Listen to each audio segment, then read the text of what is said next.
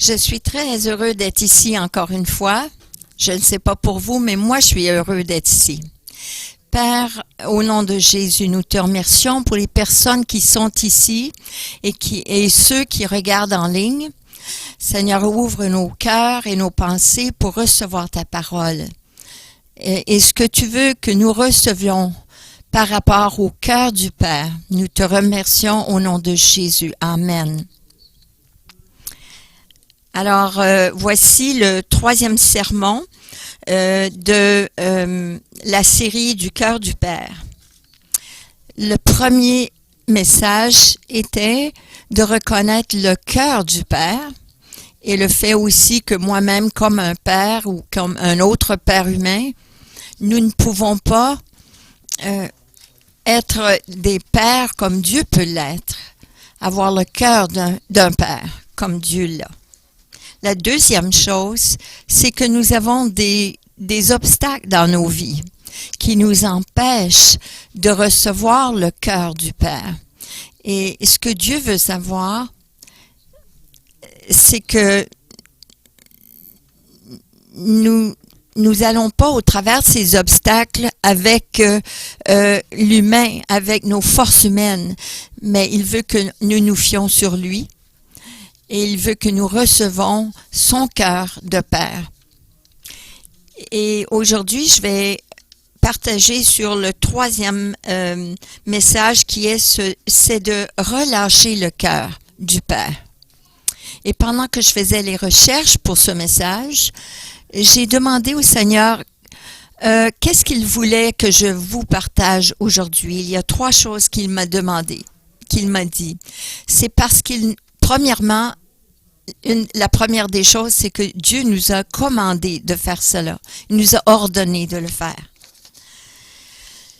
Un roi donnait des proclamations, il proclamait à ses sujets ce qu'il voulait. Vous savez que dans une ville, il y avait un crieur qui criait, qui disait « Oyez, oyez, écoutez ce que le roi a à dire ». Et le roi, il fait des proclamations aussi. Et la première, c'est la Grande Commission.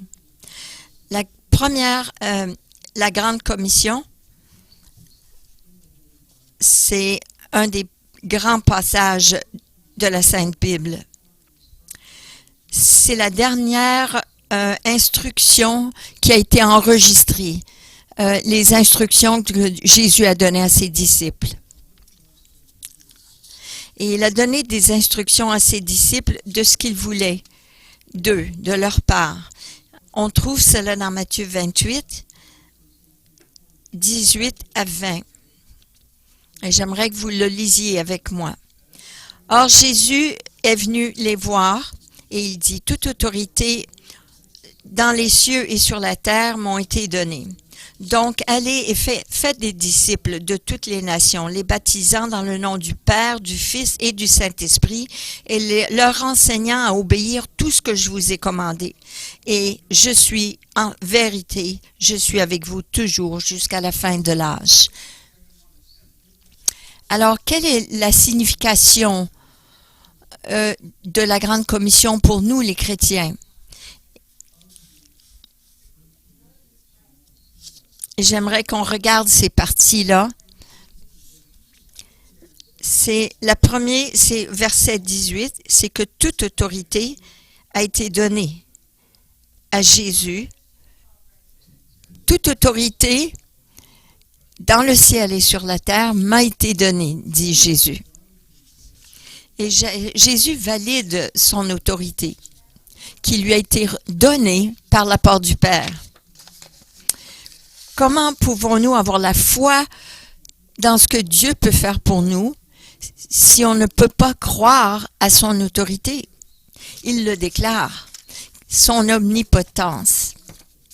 Il peut faire n'importe quoi par cette commission. Et nous, comme c'est ceux qui le suivent, nous devons accepter cette autorité. C'est aussi un appel officiel pour chacun des chrétiens. Maintenant que son autorité a été établie, maintenant il fait appel à nous, ses enfants. Et il dit, allez donc et faites des disciples de toutes les nations, les baptisant au nom du Père, du Fils et du Saint-Esprit. Pour moi, ce verset est définitif parce que ça nous dit, allez, faites des nations, faites des disciples de ces nations, les baptisant au nom du Père, du Fils et du Saint-Esprit. Et la raison pour laquelle je veux parler de ceci,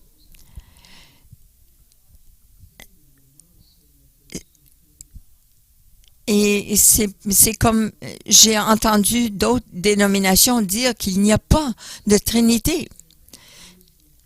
Ils disent qu'il n'y a pas de Trinité.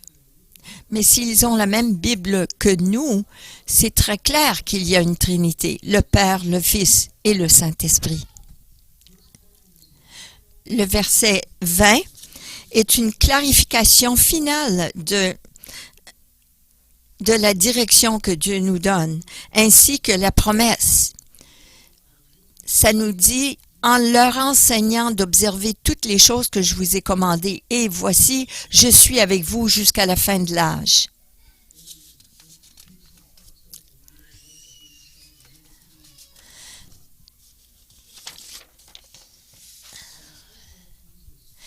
Et c'est comme Jésus de mettre une promesse à la fin, en disant, je serai avec vous toujours. Il ne va pas nous envoyer comme ça, sans avoir un backup de lui. Il sera avec nous toujours. On aura son soutien, son appui. Et je crois que c'est une bonne promesse. Le deuxième commandement, c'est que nous allons parler de Dieu à cause de notre amour pour Dieu. Personnellement, je veux partager ce que j'ai l'Évangile parce que à cause de ce que Jésus a fait pour moi. Et c'est ce qui arrive lorsqu'on tombe en amour avec quelqu'un. On veut parler à tout le monde de cette personne. On veut dire de quoi ils sont l'air et qu'est-ce qu'ils font pour vous et qu'est-ce qu'ils... Je crois que notre amour pour Dieu va surpasser toutes les craintes et même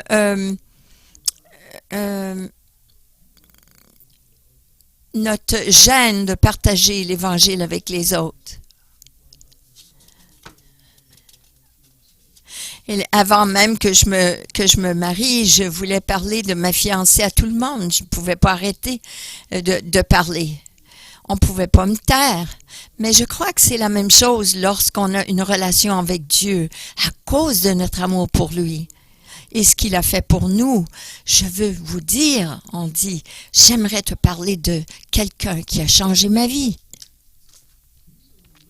Voici les quelques petites choses, comme notre époux, notre épouse, ils font des petites choses pour nous. Et c'est de cette façon qu'on voit qu'ils nous aiment.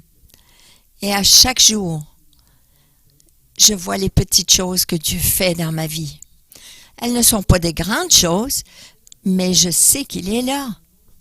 Et je sais qu'il m'aime. Et à cause de cela, je peux aller voir les autres et leur parler de Dieu. Et je vois des gens qui ne connaissent pas Dieu dans le monde aujourd'hui. Ils ont beaucoup de problèmes. Ils ont des gros problèmes. Et il n'y a pas de résolution, de solution pour eux. Et j'aimerais leur dire, si tu avais Jésus dans ta vie serait tellement beaucoup mieux. Mais les gens ne veulent pas recevoir cela parce qu'ils n'y croient pas. Je veux leur parler de Jésus à cause de ce qu'il a fait pour moi. Je veux leur dire parce qu'il est mort pour moi. Il est mort pour nous tous. Il est mort afin que nous ayons une relation ensemble. Il est mort pour nos péchés, pour nous donner une vie éternelle. Jean 3,16 nous dit, et tout le monde connaît ce verset, « Car Dieu a tant aimé le monde qu'il a donné son Fils unique, afin que quiconque croit en lui ne périsse pas, mais ait la vie éternelle. » Il a fait tellement de choses pour nous. Et la chose qui m'accroche lorsque je pense à cela, c'est que Dieu a envoyé Jésus pour mourir pour mes péchés, même si lorsque j'étais son ennemi. Et c'est mes péchés qui l'ont séparé de lui. Romains 5,8 nous dit, donc Dieu a démontré son amour envers nous, alors que lorsque nous étions pécheurs, Christ est mort pour nous. Nous aimons Jésus parce qu'il nous a aimés le premier. Et ça, c'était un verset qui m'a vraiment touchée lorsque je l'ai lu. Il est mort pour moi. Parce qu'il m'a aimé le premier, même lorsque je le connaissais même pas. Il a fait cela il y a très longtemps, mais à cause de son amour pour nous. 1er Jean chapitre 4, verset 19 nous dit, il nous aime parce qu'il nous l'aimons parce qu'il nous a aimés le premier.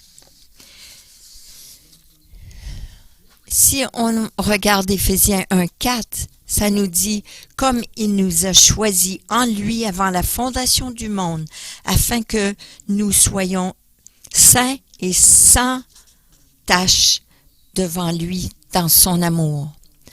Avant même la fondation du monde, il savait même combien de milliers d'années d'avant, il savait, il nous a choisis il y a très longtemps. Les enfants de Dieu ont été aimés même avant la fondation du monde. Et ce qui est drôle, c'est que nous, les humains, on a du mal à aimer les autres pendant quelques années. Notre amour pour Dieu n'égalera jamais son amour pour nous.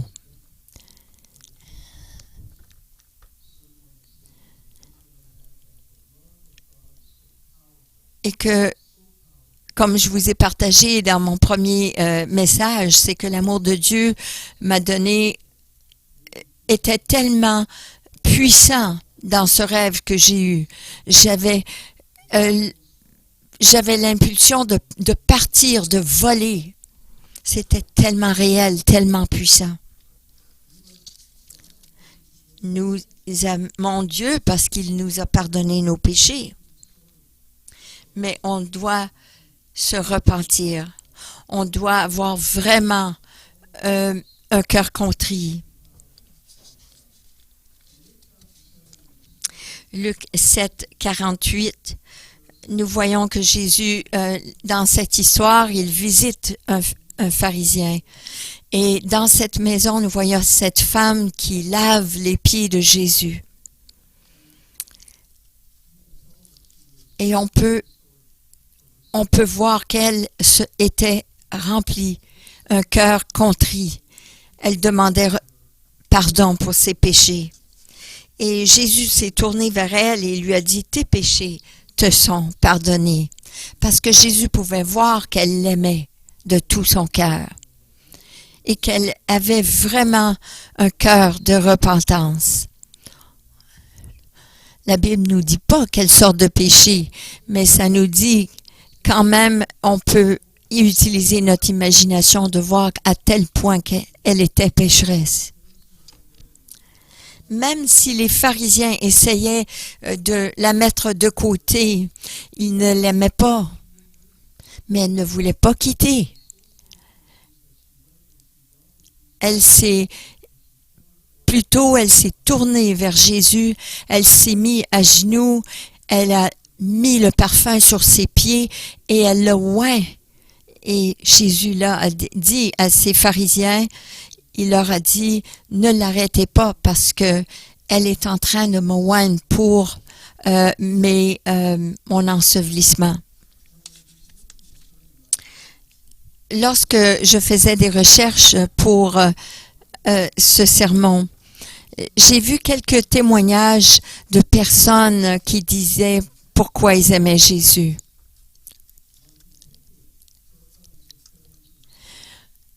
Et cet homme disait continuellement, il y a des choses que je fais. Et ça ressemble beaucoup à chacun de nous.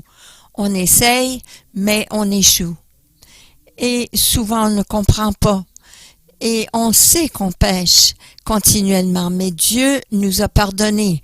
Jésus a pardonné nos péchés passés, présents et futurs, même ceux qu'on n'a même pas commis encore.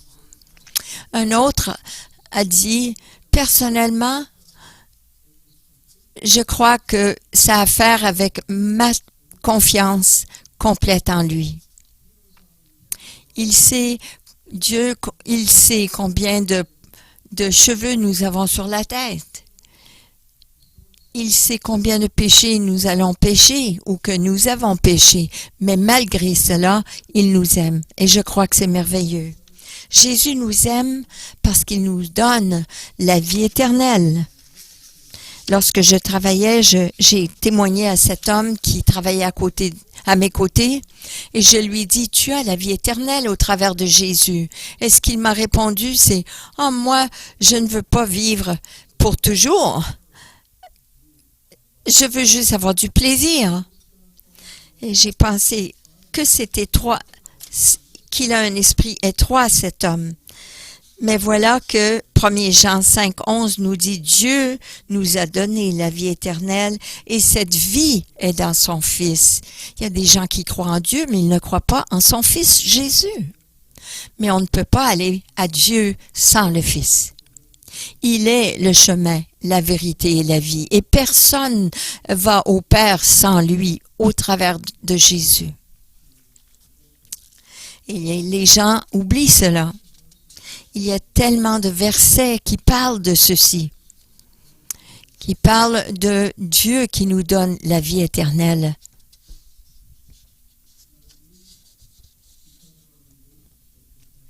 Et je crois qu'à cause de notre relation avec lui, c'est facile pour nous de l'aimer.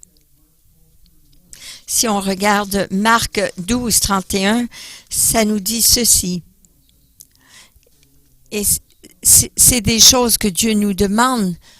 Une fois qu'on a l'amour de Dieu en nous, maintenant on doit partager cette vie avec les autres. Marc 12, 31 nous donne ce commandement. Tu aimeras ton prochain comme toi-même.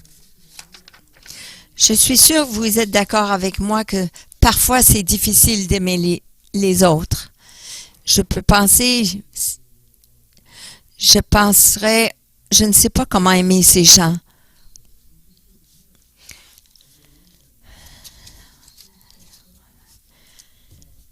Parce que ces gens parfois sont égoïstes, qu'ils ne considèrent pas les autres. Mais voilà que c'est cela que Dieu nous demande, d'aimer ces gens, ceux qui ne sont pas aimables. Marc 12, 31 nous dit, « Tu aimeras ton prochain comme toi-même. »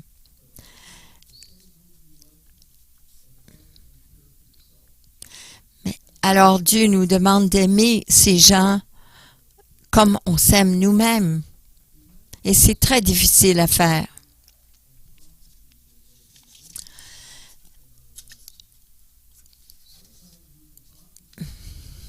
Parfois, on parle avec les gens de l'amour de Dieu et les gens nous écoutent, mais parfois, ils ne nous écoutent pas. Mais quand même, cette semence a été semée. Et c'est possible que ce soit juste notre part à les amener au salut. La parole restera dans leur subconscient et travaillera, fera son chemin dans leurs pensées, dans leur cœur. Mais c'est pour cela que ça vaut la peine de semer la parole et de partager l'amour de Dieu avec les autres.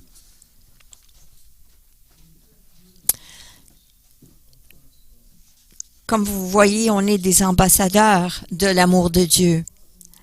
Et nous sommes ambassadeurs en proclamant le cœur de Dieu aux autres. 2 Corinthiens 5:20 nous dit, « Maintenant, nous sommes ambassadeurs de Christ. Comme si Dieu plaidait au travers de nous, nous vous implorons de la part de Christ, soyez réconciliés avec Dieu. »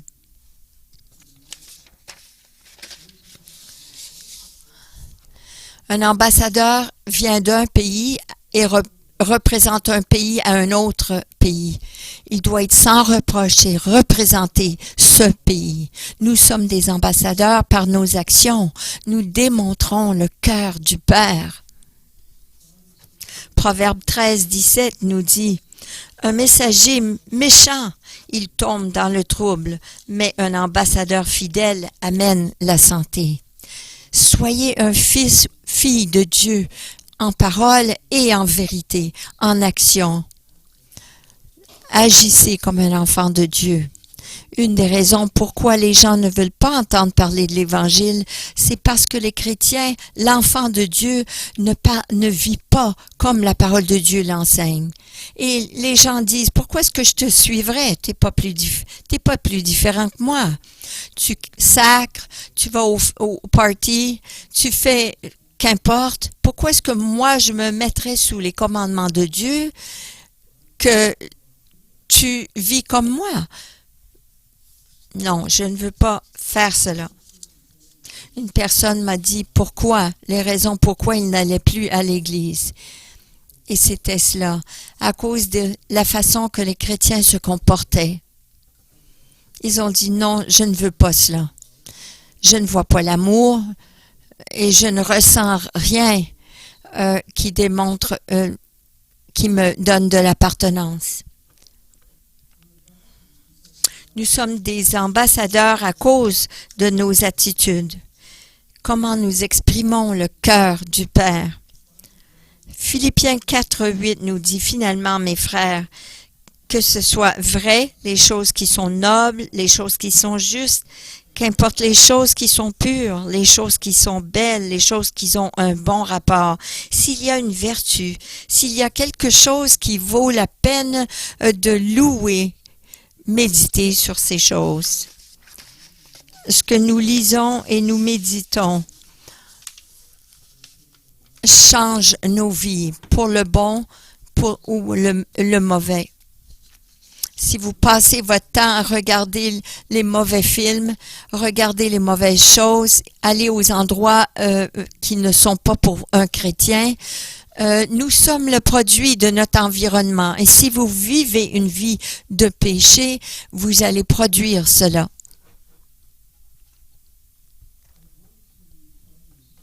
Je vais vous raconter une histoire et je l'ai mis à la fin cette fois-ci. J'avais un ami qui s'appelait Steve lorsque j'étais dans le militaire. Lui et moi, on avait le même rang et on avait un travail qui était similaire et je le connaissais. Ce que je pourrais dire, il était très dur, très discipliné et il ne prenait pas de l'apitoiement de personne. Il faisait son travail. Et après quelque temps, il a déménagé. Et quelques 15 ans plus tard, lorsque je me suis retirée du service et j'étais un consultant en civil, devinez pour qui j'ai travaillé. C'était Steve. Et je venais d'arriver au Seigneur. Et parce qu'on s'adonnait bien avant, on allait auparavant manger ensemble, on est allé dîner ensemble. Et un jour, on était dans le bureau ensemble, seuls, et j'ai senti le Saint-Esprit me dire, « Dis-lui, qu'est-ce qui t'arrive? Que tu es retourné au Seigneur? » Parce que je me rappelais de quoi il avait l'air, je ne voulais pas, je me sentais mal à l'aise de le faire parce que je le connaissais d'auparavant. Et j'avais peur qu'il me rejette. Je le connaissais très bien. Il me disait, non, parle-moi pas de cela. Qu'est-ce que tu as qui va pas avec toi, là? Alors, au lieu de lui en parler, je suis retournée chez moi. Et c'était à Ottawa, et j'étais à un hôtel. Et comme je quittais, j'ai entendu le Saint-Esprit me dire, eh bien, on essaiera encore demain.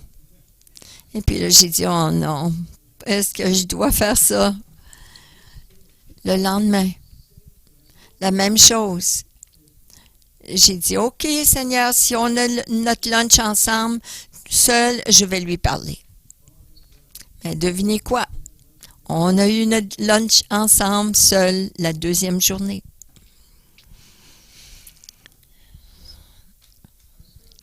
Alors, j'ai commencé à lui parler, lui partager ce qui m'était arrivé, que j'avais pris ma retraite, mais je lui ai partagé mon témoignage et je lui ai dit ce que le Seigneur avait fait dans ma vie, comment il m'avait changé, les choses qu'il avait fait pour moi physiquement même.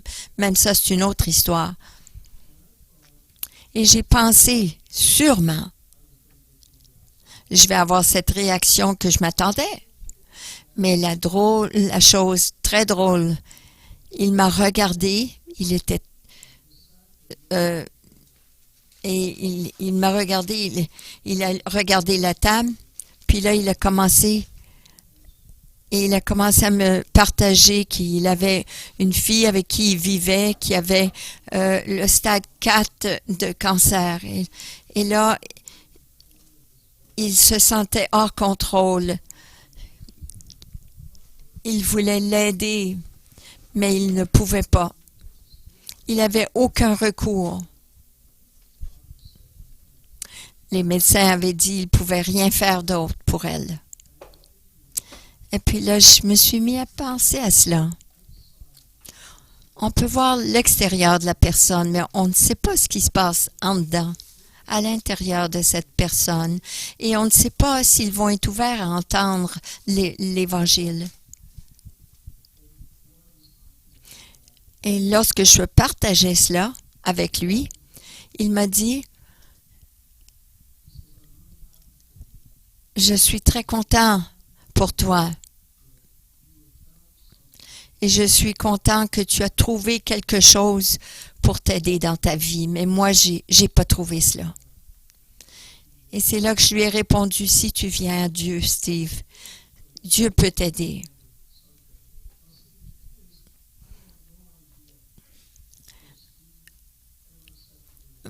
Je ne peux pas vous dire si présentement il a donné sa vie au Seigneur, mais je sais que j'ai semé une semence dans sa vie, dans son cœur. Il avait une douleur intense, profonde, mais il ne savait pas quoi faire avec cette douleur, cette souffrance. Mais j'ai à vous dire que lorsqu'on a Dieu dans notre vie, à plus forte combien plus on est dans une meilleure position parce qu'on a Dieu dans notre vie.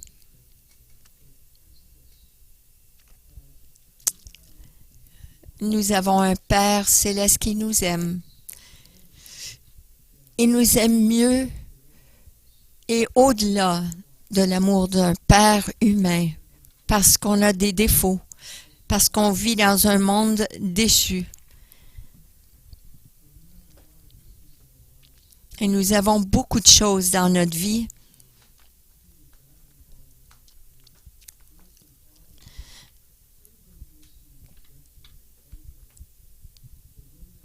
Tout le monde vit le rejet et la colère. Mais Dieu ne veut pas que nous soyons là. Plutôt que de vivre dans l'identité que nous avons dans le monde, qu'on soit un médecin, un enseignant, un directeur d'une compagnie ou qu'on soit un commis. Ça n'a pas d'importance qui nous sommes dans le monde ici. Ce qui est important, c'est de vivre notre identité comme fils et filles de Dieu. Et de cette position, l'amour de Dieu et son cœur de Père pour nous, nous pouvons surmonter n'importe quel problème parce que le cœur d'amour de notre Père nous aide. Et une fois que notre cœur est une bonne position, en position de fils et de filles de Dieu avec le Père Céleste, nous pouvons aller partager l'amour de Dieu avec les autres. Il se peut que vous dites, je ne peux pas, je suis trop gêné, je ne peux pas. Je vous encourage de donner votre témoignage. Dites ce que Dieu a fait pour vous. Et si vous connaissez les versets, utilisez-les. Sinon, partagez de votre cœur. On peut voir les faux du vrai. Si vous parlez et partagez avec l'amour de Dieu dans votre cœur, le cœur d'amour du Père dans votre cœur sera vu de tout le monde et ils vont voir que vous dites la vérité. Et cela est très important. Dieu nous aime. Il veut que nous ayons son cœur dans notre vie. Et je crois que, comme chrétien, je crois que ceci est important. Et j'aime cette image, que lorsque nous sommes chrétiens, cette lumière que nous démontrons du Père, nous sommes sur le haut d'une colline et cette lumière paraît partout. Et il y a un verset qui dit dans la parole, qui dit qu'une lumière, on la cache pas sous un boisseau, sous le lit ou sous une table, mais on le met sur le haut de la colline pour que toute cette lumière éclaire la ville autour. Et voilà ce que l'amour du Père fait pour nous. Soyons cette lumière sur le haut de cette colline, qu'il sera vu de tout le monde. Alors, si vous avez été encouragé par ces séries, donnez un applaudissement au Seigneur pour tout ce qu'il fait dans votre vie. Père Céleste, je te remercie pour ta présence dans notre vie. Je te remercie, Père, pour ton amour. Je te remercie, Père, que tu nous as aimés en premier. Tu nous as aimés avant la fondation du monde. Et que, comme notre roi souverain, aide-nous à démontrer ton amour aux gens autour de nous. Je prie que cette semaine, tu sois avec nous, tu nous guides, que tu nous surveilles et que tu nous gardes sains et saufs jusqu'à ce qu'on se rencontre encore une fois. Au nom de Jésus. Amen.